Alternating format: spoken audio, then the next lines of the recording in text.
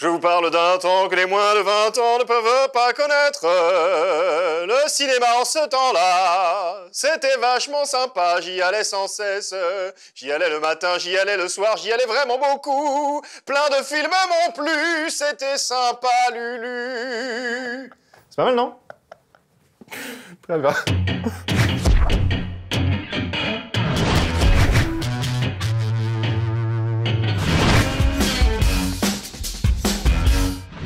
Kevin Williamson est un réalisateur, producteur et scénariste américain. On lui doit, entre autres, ceci.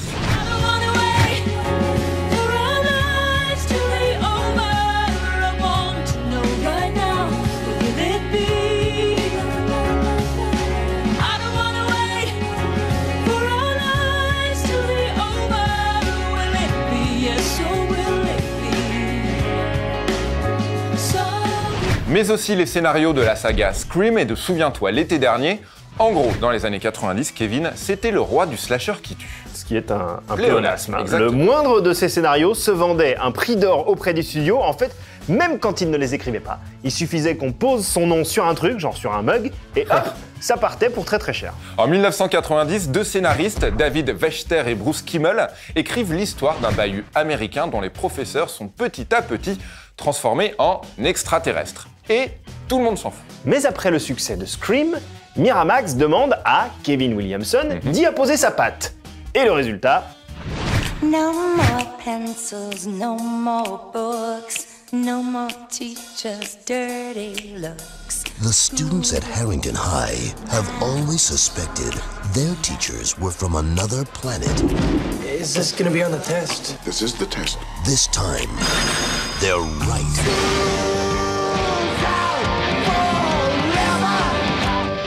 Robert Rodriguez réalise, ce n'est pour lui qu'un film de commande, et pourtant, il parvient à imposer son style en embauchant Salma Hayek, déjà, mais surtout en livrant un mix parfait entre The Thing et Breakfast Club.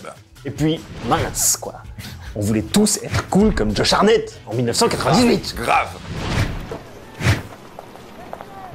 Zeke, you cannot conduct personal business on school property.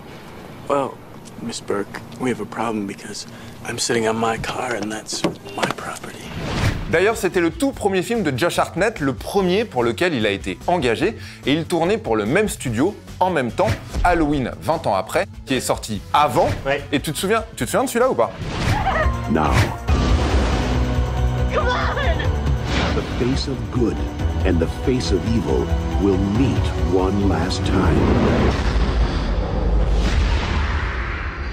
Oui, non, je m'en souviens, mais ça c'était nul. Ouais. Parlons plutôt de la BO de The Faculty, qui ne vieillit pas super bien, Non. en vrai, hein, mais qui comportait tout de même un bon paquet de titres ultra cool de la fin des années 90. Sheryl Crow, Garbage, Oasis, Ouais. bien entendu, et 7 chansons de The Offspring.